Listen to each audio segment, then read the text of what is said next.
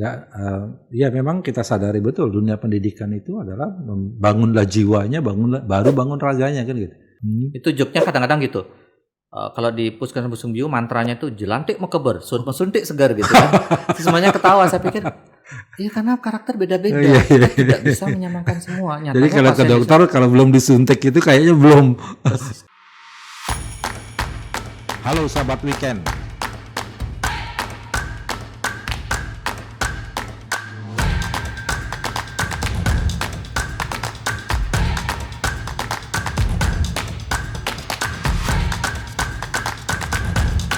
Halo sahabat weekend, ketemu lagi dengan saya Wisnu Murti. Halo sahabat weekend, ketemu lagi dengan saya Wisnu Murti. Hari ini kita akan ngobrol santai tentang dunia kesehatan, dunia kedokteran, dan sudah hadir Dr. Made Indra Wijaya, Mars, PhD. Selamat datang Pak Indra. Ya, terima kasih. Dr. Indra ya. Terima kasih Prof. Wisnu. Gimana kabarnya nih? Astun Kare, sehat. Sehat ya. Oke. Sebagai seorang dokter nih saya tanya nih, problem-problem kesehatan yang menjadi hot issue yang harus ditangani itu apa dok? Iya. Latar belakang saya, background saya itu public health. Kedokteran kesehatan masyarakat. Sebenarnya saat ini Indonesia menghadapi double burden, beban yang double. Di satu sisi penyakit menular itu masih ada, di sisi lain penyakit tidak menular itu juga meningkat. Jadi menghadapi double burden, bahkan ada yang menganggap triple burden karena adanya penyakit infeksi baru, misalnya COVID atau mungkin akan ada yang lain. Jadi masalah yang kita hadapi saat ini triple burden dari penyakit menular, penyakit tidak yang menular. Yang menular itu yang apa? Penyakit menular, nah ini aneh tapi nyata, bahwa ternyata penyakit-penyakit menular seperti diare, diare menular pernapasan atas, ya menular karena melalui makanan. Ya dia menularnya melalui makanan. Kalau penyakit infeksi saluran pernapasan, menularnya lewat bisa airborne, bisa juga droplet, itu penyakit menular. Dan ya itu tadi aneh tapi nyata, sampai sekarang pun penyakit diare masih ada. Selain itu penyakit TBC juga kita menempati ranking kedua dunia setelah India. Ranking kedua. Kita menyalip Cina ya, kita ranking 2 jadinya di bidang ini gitu.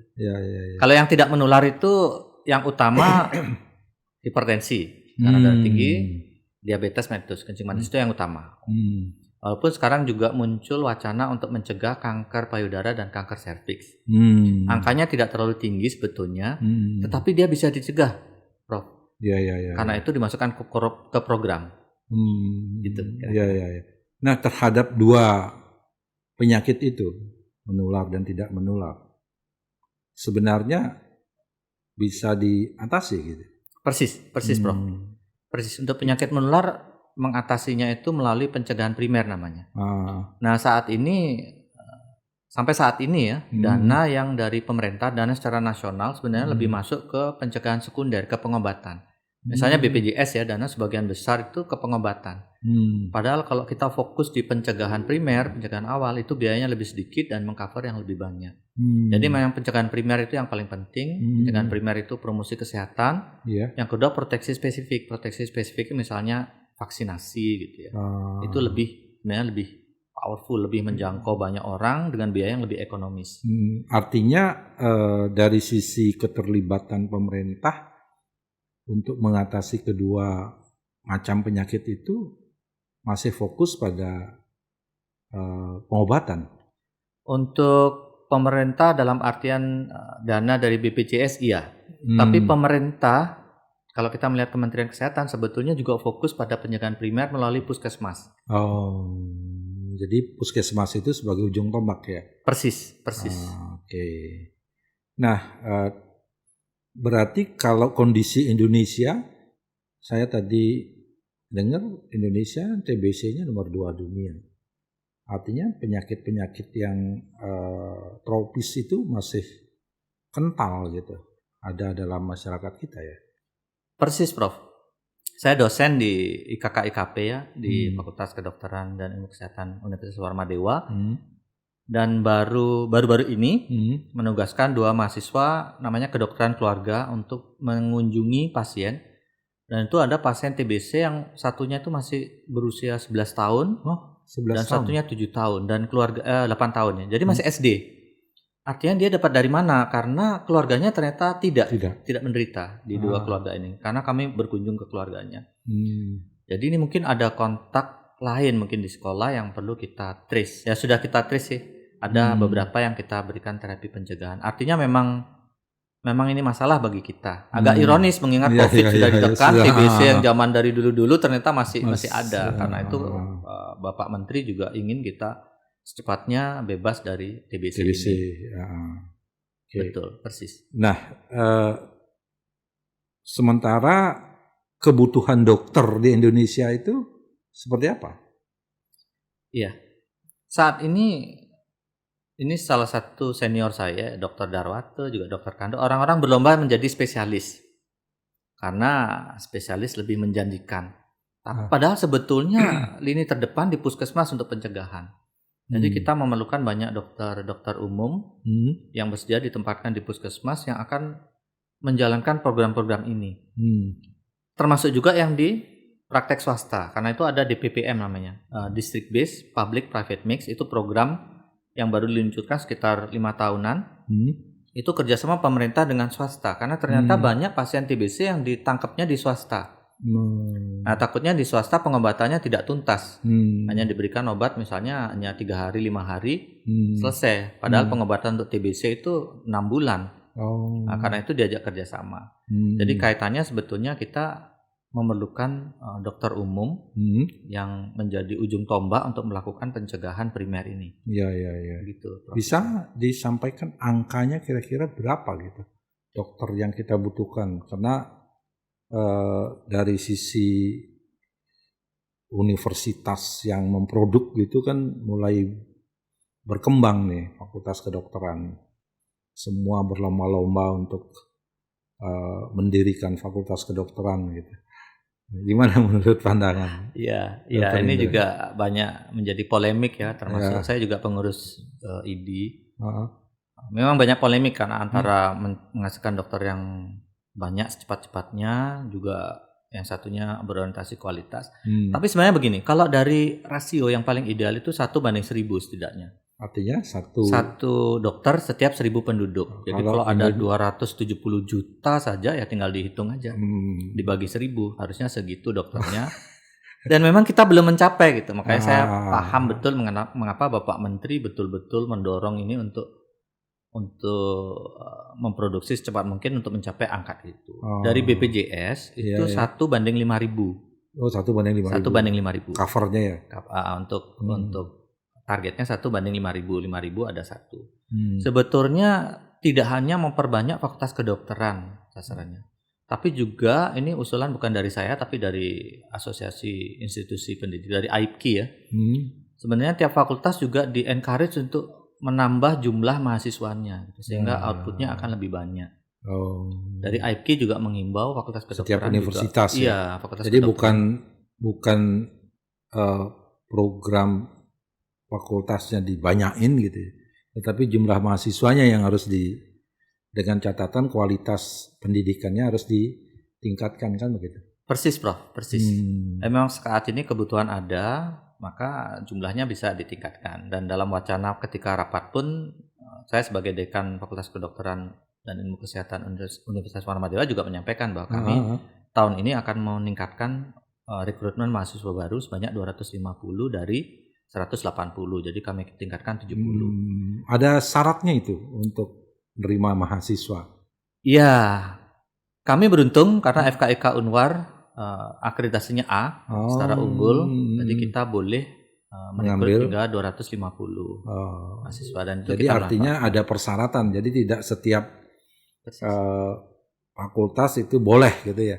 Persis. Nah, siapa yang melakukan penilaian terhadap boleh tidaknya? Biasanya AIPKI juga dilibatkan, Asosiasi Institusi Pendidikan Kedokteran Indonesia dilibatkan, kemudian mereka memberikan rekomendasi.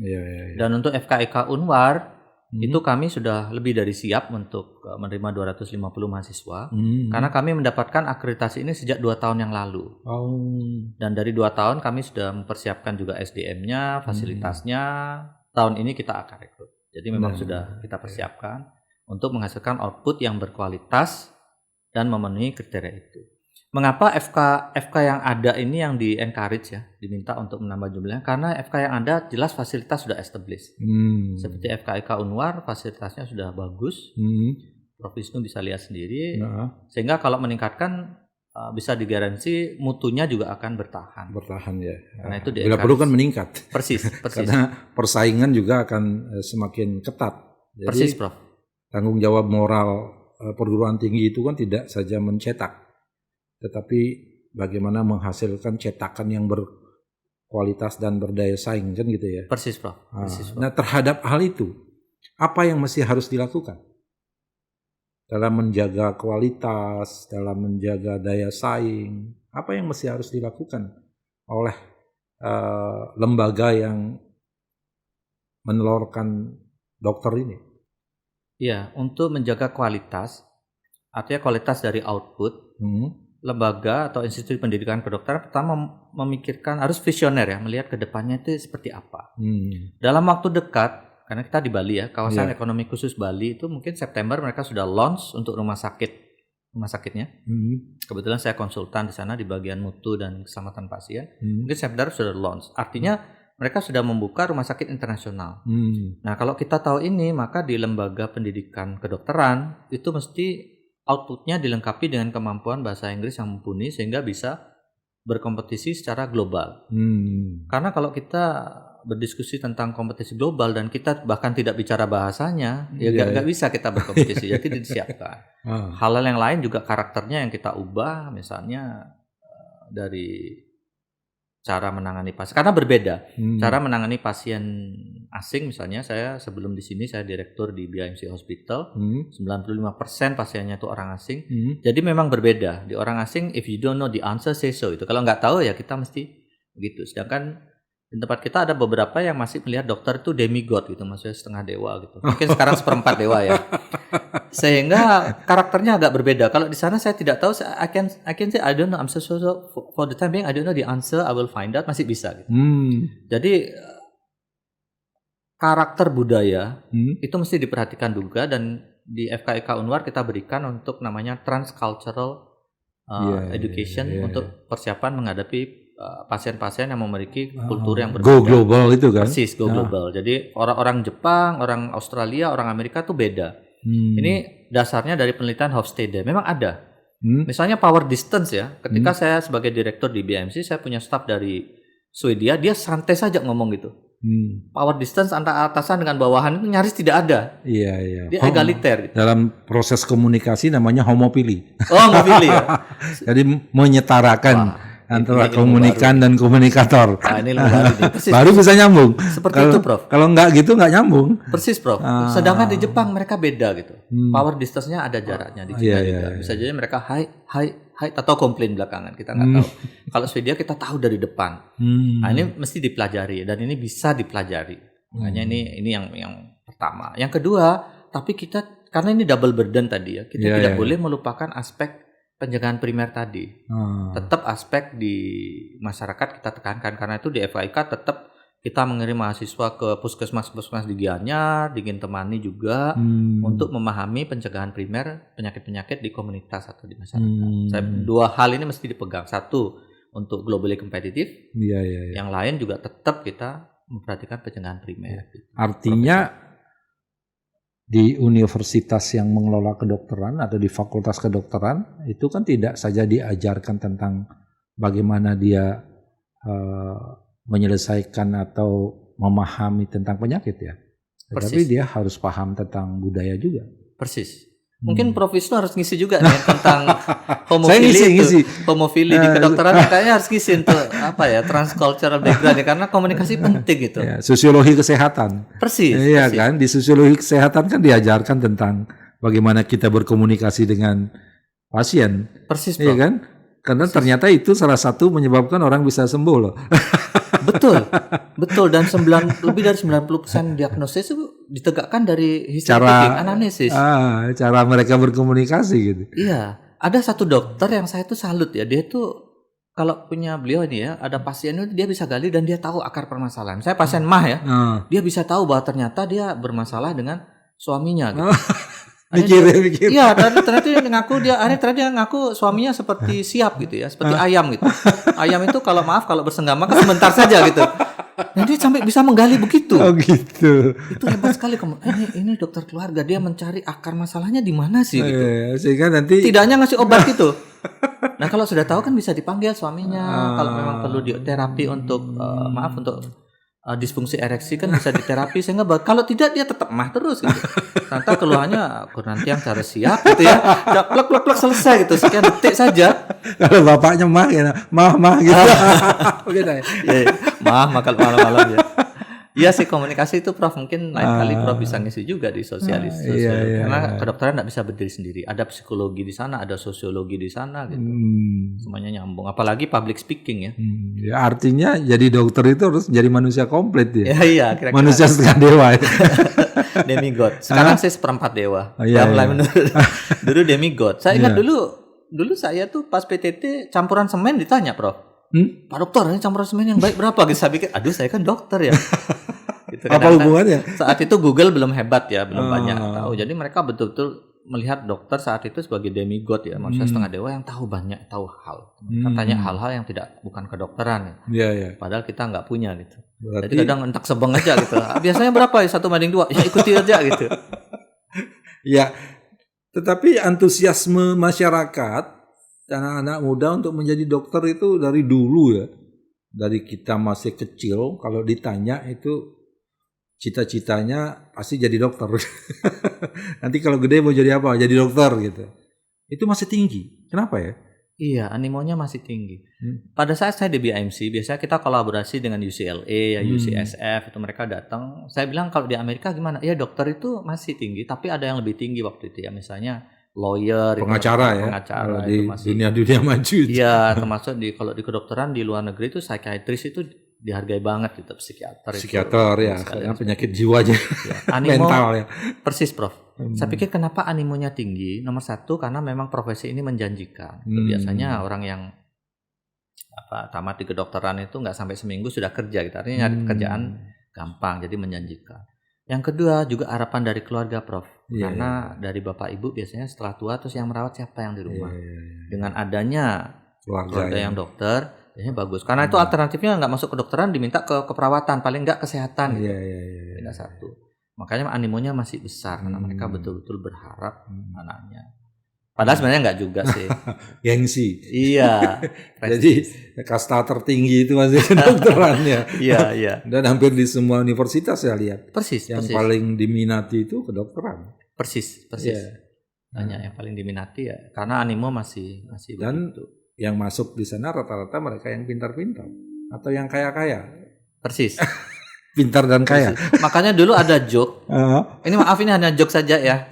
Don't take it so serious. Joke itu saya kata, kenapa Indonesia kok nggak bisa maju ya gitu. Iya soalnya yang pintar-pintar jadi dokter atau insinyur. Jadi sisanya aja yang jadi anggota dewan gitu. Katanya gitu dalam joke-nya gitu. Padahal terus ada yang jawabnya, enggak juga waktu presidennya sekali dipegang orang pintar Timur Leste hilang gitu. Katanya gitu ya, bercanda gitu. Jadi sebenarnya enggak juga sih, sama. Setiap profesi itu seperti anak saya yang kedua tidak jadi dokter gitu. Jadi keluarga saya bertiga juga kakak saya pintar, adik saya pintar, nyatanya mereka masuk satunya teknik sipil, satunya ekonomi dan sekarang juga established. Jadi sebenarnya animo seperti itu tidak tepat. Tetapi ya di masyarakat di luar kendali kita masih. Tapi faktanya kan iya. Faktanya masih. Jadi antusiasnya sangat tinggi. Persis Prof. Karena itu ketika saya sebagai dekan ketika rekrutmen selalu kami wawancara anaknya terpisah dari kedua orang tuanya. Saya tanyakan kamu benar ingin. Karena ada yang enggak dok, sebenarnya saya ingin jadi arsitek. Ya kita panggil orang tuanya. Kasihan gitu, ini betul-betul dipaksa gitu ya. Dipaksa. Apa-apa kan tidak akan mati seseorang sebelum rezekinya lengkap kan gitu Prof. Kalau dia kasihan nanti dia kedokteran kuliahnya lama terus ininya panjang, kecuali dia memang berminat ya. Tapi iya, sampai saat ini animo masyarakat terhadap kedokteran memang yang paling tinggi, dianggap yang paling prestisius. Kemudian saya juga mendengar ada keluhan gitu. Kuliah di kedokteran itu mahal. Kenapa bisa jadi mahal? Ya ada yang menganggap kuliah di kedokteran itu mahal, Prof. Padahal sebenarnya sangat mahal. Wah, sangat mahal ya. Ya, karena manekin-manekinnya juga mahal, Prof. Misalnya Prosesnya misalnya kita beli manekin untuk masang NGT, masang manekinnya aja 50 juta satu manekin. Belum manekin-manekin yang lain memang mahal. Bahkan untuk CPR yang lengkap itu harganya sampai tembus 1 miliar kalau yang lengkap. Ini saya ingat, karena memang proses pendidikannya dengan sekarang dengan ada simulasi-simulasi itu yang memang biaya di situnya mahal. Termasuk juga sistemnya kalau nggak salah. Persis. Sistem perkuliahan ya. Persis. Kan sistem blok ya. Kan nggak boleh kayak prodi lain gitu. SKS ya, betul. Beda. Iya, ini beda sistem blok. Itu berarti membutuhkan dosen yang banyak. Lebih banyak ya. Persis Prof. Sehingga dengan satu SKS yang sama itu bisa jadi dosennya lebih banyak dibandingkan prodi yang lain gitu. Karena ada pemicu, namanya ada diskusi, ada SP, student belum project. Lagi perlakuan di laboratorium. Persis. Jadi banyak sekali laboratorium di kedokteran ya. Dan ruangan SGD kami pun banyak sekali. Banyak itu. Karena satu ruangan SGD itu maksimum hanya 10 mahasiswa saja. Maksimum. Jadi kita bentuk ruangan-ruangan banyak supaya betul-betul, karena beda. Karena kedokteran setelah jadi dokter dia akan sendiri gitu. Jadi kalau satu dosen ngampu terlalu banyak, sulit. Sehingga satu dosen itu dia ngampu maksimum 10. Jadi ada kelompok 1, kelompok 2 sampai kelompok 12, masing-masing itu satu dokter. Jadi untuk satu ini aja perlu 12 dosen gitu. Iya. Memang begitu. Kalau enggak dia enggak akan bagus. Misalnya kita ngajari sunat misalnya, betul sirkumsisi ya. 10 aja dan masing-masing nyoba. Jangan sampai nanti jahitnya salah jadinya penisnya hormat gini ya, karena yang dijahit di sini terlalu keras ya. Jadi penisnya hormat terus gitu. Itu. Jadi memang kebutuhan dosennya banyak, fasilitasnya juga banyak untuk misalnya pasang infus kalau dulu langsung ke orang, sekarang kita di manekin. Nyobanya di manekin, sehingga memang kebutuhan biayanya lebih banyak. Dan perkembangan teknologi kedokteran juga luar biasa. Dan harganya MM-an. Persis. Iya kan? Tapi menurut saya sih tidak rugi, Prof. Karena investasi terbaik pendidikan gitu. Iya benar. Investasi Jadi terbaik itu pendidikan. Mahal dan murah itu kan beda ya cara pandang ya. Persis. Iya kan? Persis. Iya. Kalau saya selalu bilang 1 juta itu bisa mahal, 1 miliar itu bisa murah kan gitu. Persis, Prof. Tergantung ini ngapain gitu. Saya selalu mengambil kelamat ini, Prof. Saya bilang ke Fakultas Kedokteran juga ngambil. Ingat, ini bukan masalah jumlahnya, 1 juta itu bisa saya niru persis itu. Iya. 1 juta itu bisa mahal kalau kamu beli daluman misalnya. Kan gitu Prof ngasih contoh begitu kan. Dan itu betul, Prof. Jadi bukan masalah jumlahnya itu, tapi peruntukannya apa gitu. Kalau bisa kita efisienkan. Misalnya ada lomba-lomba ya.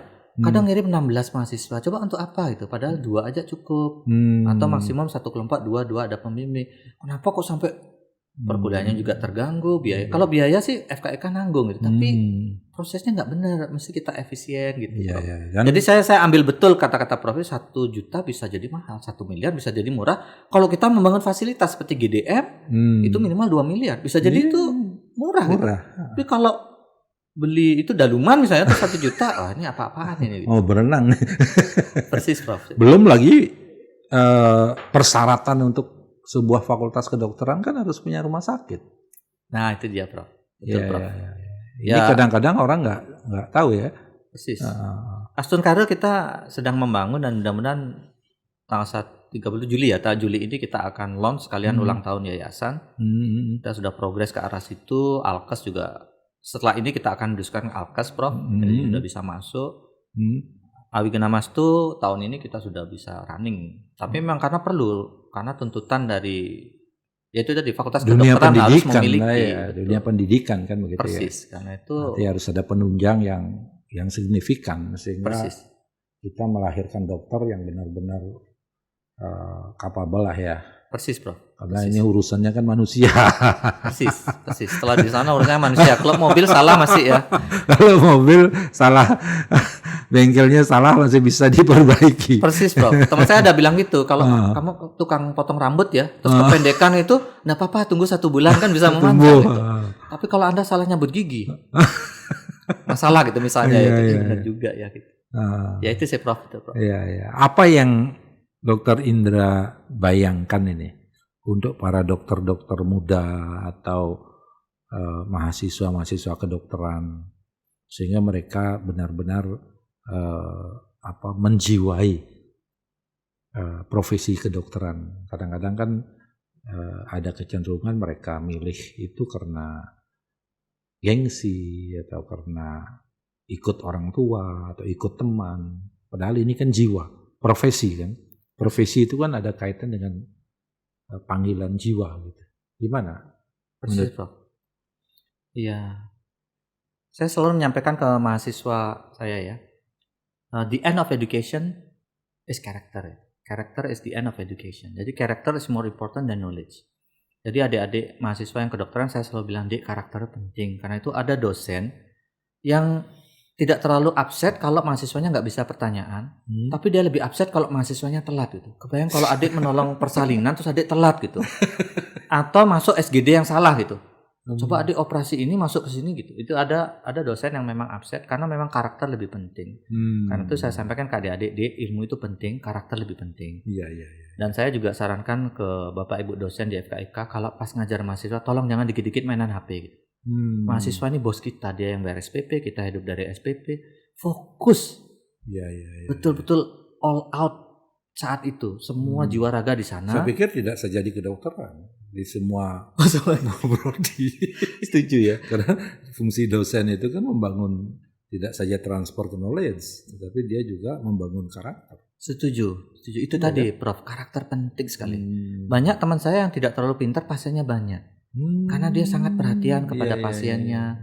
Sedangkan saya ketika jadi direktur di BMC, ada pasien saya, orang Jerman itu komplain karena dokternya ketika memeriksa, ketika USG sambil jawab-jawab WA. Jadi tidak all out gitu. Ntar HP-nya ketinggalan di dalam perut orang. Ya, jadi betul, Prof. Ya, saya setuju sih di semua itu karakter lebih penting. Betapa banyak orang pintar, katanya Indonesia enggak kurang orang pintar gitu. Iya. Kurang orang yang berkat. Dan itu betul. Karena itu saya bilang ke adik-adik juga.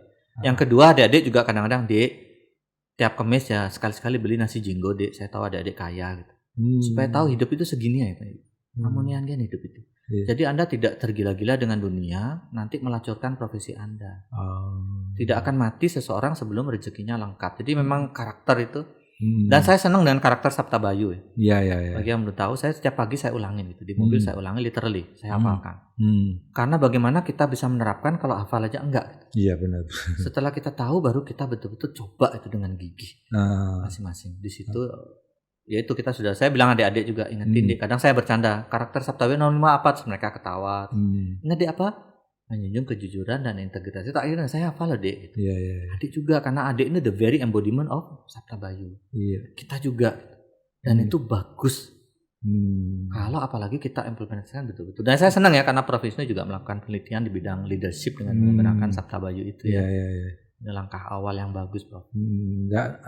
Ya memang kita sadari betul dunia pendidikan itu adalah bangunlah jiwanya, baru bangun raganya kan gitu. Persis. Jadi sama ya, sebenarnya betul ya. Pembukaan undang-undang kan bilang begitu kan. Saya mikir ya, betul juga ya. Bangunlah jiwanya dulu ya. Iya kan. Baru bangunlah. Saya nggak kepikir, betul ya ternyata ya. Saya nggak kepikir selama ini, bangunlah jiwanya, bangunlah badannya, jiwanya dulu gitu. Persis, Prof. Nah, harapan dokter terhadap dunia kedokteran itu kayak apa sih ke depan? Harapan saya dunia kedokteran ke depannya, satu, kita memang betul meningkatkan volume jumlah dokter yang mencukupi secara rasio. Setidaknya mirip kayak negara tetangga dah. Jauh. Kedua juga karakternya. Ketiga juga harapan saya sebetulnya juga dokter-dokter di Indonesia itu punya local wisdom. Bahwa menghadapi pasien di satu tempat berbeda dengan di tempat yang lain kan. Kalau di Indonesia itu karyam soweksa saktimca desa kalacatat watah kurute dan masidiartam wiswarupam punah-punah. Jadi desa kalpatri itu penting. Jadi jangan ngeremehin pasien. Mentang-mentang kita kerja di international hospital kemudian kita ngeremehin pasien di desa. Saya dulu waktu kerja di BMC saya juga kepala Puskesmas Busung Biu 2. Itu joknya kadang-kadang gitu. Kalau di Puskesmas Busung Biu mantranya itu jelantik mekeber, suntik segar gitu kan. Semuanya ketawa, saya pikir iya karena karakter beda-beda. Kita tidak bisa menyamakan semua. Nyatanya jadi kalau ke dokter kalau belum disuntik itu kayaknya belum. Dan sugesti, Prof. Sugesti juga penting. Paman saya kirim ke satu dokter yang menurut saya bagus banget. Dan dia datang, Dek, Om gak mau kesana lagi, saya kaget. Kenapa Om? Masa dia ngomong ini obatnya Pak, Kalau tidak membaik 3 hari kontrol lagi. Om dipakai percobaan. Ternyata paradigmanya beda, Prof. Iya. Kita itu ngasih obat harus memberikan sugesti kalau di Indonesia. Nah itu yang penting juga gitu, bahwa local wisdom itu nggak bisa dilupakan. Iya. Saya kira itu, Prof. Iya, tapi gaya hidup itu penting juga kan? Oh, sangat penting. Sangat penting. Iya kan? Persis. Karena itu akan menentukan cara kita untuk menghadapi hidup gitu. Persis. Termasuk bagaimana kita menempatkan profesi sebagai sesuatu yang mulia untuk mengabdi kan gitu. Persis. Profesi itu sebenarnya kenapa disebut profesi kan sebenarnya ujungnya pengabdian gitu. Persis, Prof. Iya. Persis. Ujung profesi pengabdian, saya setuju, Prof. Karena itu profesi dokter atau profesi yang lain ya, itu nyebutnya kita tidak gaji, tapi honor. Honor. Menghargaan. Iya, I honor you, makanya honor. Dari kata honor. I honor you, saya menghargaimu. Jadi itu honor itu honor, bukan salary. Makanya sebutannya honor. Saya setuju, Bro. Iya. Memang itu. Oke. Karena sebutnya honor, honorary, honor. I honor you berupa ini. Nah, sekarang kan dokter pengalamannya juga luar biasa. Pernah praktek, kemudian mengelola rumah sakit. Nah, sekarang back kembali ke kampus menjadi dosen. Iya. Suka dukanya apa tuh? Banyak sukanya sih. Banyak sukanya ya. Paling nggak malam itu bisa ngematiin HP. Kalau jadi direktur nggak bisa tuh, HP nggak boleh mati. Oh gitu ya? Karena tiba-tiba telepon ada masalah begini, masalah begitu. Kalau dosen itu nggak mungkin ada emergensi kan. Saya mahasiswa mau mati kan nggak mungkin gitu. Mahasiswa mau bimbingan kan? Iya, bimbingan masih bisa WA. Sukanya di situ. Kemudian dukanya itu sebenarnya secara umum sih yang Prof sering sampaikan, katanya dosen itu ngomongnya 1 dos, gajinya 1 sen gitu ya. Padahal ya tidak akan mati seseorang sebelum rezekinya lengkap. Saya bisa memberikan contoh, tapi mungkin tidak kali ini. Suka dukanya itu ya kita lihat sukanya saja sih, banyak sukanya. Jadi direktur itu sukanya gajinya lebih besar, tapi sebenarnya bebannya berat. Beban psikisnya lebih tekanan lah. Persis. Tekanan terhadap pekerjaan itu juga. Persis, Prof. Iya kan? Kebanyakan yang non medis, Prof. Iya, misalnya kasus-kasus litigasi itu banyak. Dan direktur tidak bisa bilang tidak tahu. Ignorantia juris non excusa. Ketidaktahuan hukum tidak bisa dijadikan alasan pemaaf. Oh gitu. Jadi harus tahu gitu. Dan itu yang tapi masuk akal. Kita juga begitu. Berapa orang sih di antara kita yang tahu lampu merah berhenti itu undang-undang nomor berapa? Nggak tahu kan? Tapi kalau merah kita tidak berhenti, kita ditangkap. Dan melanggar hukum. Melanggar, walaupun kita tidak tahu. Atau membunuh dah, KUHP pasal berapa nggak semua tahu. Tapi membunuh dijamin masuk penjara. Makanya ignorantia juris non excusa, ignorantia facti excusa. Kalau tidak tahu fakta boleh. Misalnya melanggar merah, saya kira hijau Pak, gitu. Masih cocok itu. Waduh saya ketutupan gitu. Saya buta warna. Nah, atau saya lihat itu merah Pak, tapi saya nggak tahu ada Bapak. Kira-kira gitu sih. Iya. Ya. Saya memang memutuskan pindah. Ini masalah, saya setuju dengan Prof. 1, dokter jangan arogan. Semua profesi itu sama, mulia, sesuai dengan fungsinya. Ya kan? Iya. Terus 2, kembali lagi ke profesi dokter itu pengabdian. Nanti rezeki ada yang ngatur. Karma niwa dikaraste mapale sukadacana. You are entitled only to action and never to fruits. Nanti itu tidak akan mati seseorang sebelum rezekinya lengkap. Jadinya kembali lagi, 1, jangan arogan bahwa kita memang saling membutuhkan satu sama lain. 2, berbahagialah Anda mendapatkan privilege, orang jujur dengan Anda. Termasuk masalah seks, mereka akan jujur juga dengan orang lain tidak. Itu pentingnya. Kira-kira gitu. Ya, tapi enjoy ya jadi dosen ya. Enjoy, sangat enjoy. Sama dengan saya juga enjoy. Ya. Karena apapun pekerjaannya kalau itu sesuai dengan jiwa dan kita nikmati itu sebagai yardnya, saya pikir tidak ada masalah. Dan profesor jadi panutan, Prof. Kenapa? Karena Prof itu ketua yayasan dan bisa menjadi profesor. Sehingga Prof bisa ngomong, ingat ya dosen, tugas Anda Tridharma perguruan tinggi. Saya sibuk. Siapa yang lebih sibuk dari ketua yayasan? Dan Anda membuktikan bisa jadi profesor. Sehingga ini menjadi panutan gitu. Coba enggak kan repot. Gitu. Makanya saya saat ini menjadi dekan, tapi saya tetap itu penelitian harus jalan. Jangan sampai nanti tidak saya soalnya jadi dekan. Itu karena dekan itu kan tugas tambahan. Persis. Tugas utamanya kan tetap dosen. Iya kan? Persis Prof. Persis. Makanya ya kita jadikan, ada juga yang lain sih Dokter Mas ini misalnya yang kita jadikan anutan ya. Orang ini sibuk bisa kok. Siapa sih yang lebih sibuk dari ketua yayasan misalnya rapat banyak. Tapi bisa loh jadi profesor. Bisa loh S3. Ini profesornya bukan honoris causa ini. Betul-betul S3, betul-betul nyari by hukum, proses semua sampai 10 tahun gitu. Kira-kira itu, Bro. Ya, karena kan goalnya harus kita tentukan. Persis, Bro. Nah, untuk mencapai goal maka prosesnya harus dilaksanakan dengan baik dan menjadi role model gitu. Kalau Prof bilang kalian harus tridharma, Pak Ketua juga enggak kan gitu kan. Tapi kalau profesor, saya juga profesor Dek, saya montang-manting ini. Kita tahu. Saya juga harus publish Scopus, proses saya juga mendapatkannya kayak apa kan gitu persis, kan. Persis. Dan saya masih yakin bahwa proses itu tidak akan mengingkari hasil, tidak akan mengkhianati hasil. Maka berproseslah gitu. Oke, Dokter Indra, terima kasih sudah hadir ngobrol-ngobrol santai kita. Terima kasih sudah diundang. Ini namanya weekend. Weekend itu artinya kita bisa. Weekend. Ya kan, weekend. Nah, apapun kalau kita sudah seriusin pasti bisa gitu. Persis, Prof. Weekend. Weekend. Terima kasih sudah diundang, Prof. Ya bagus. Studinya bagus sekali. Selamat bertugas, selamat berkarya. Terima kasih. Jumpa lagi di lain kesempatan, sahabat weekend. Demikian ngobrol santai saya dengan Dokter Indra. Mudah-mudahan ada manfaatnya untuk kita semua. Bye-bye.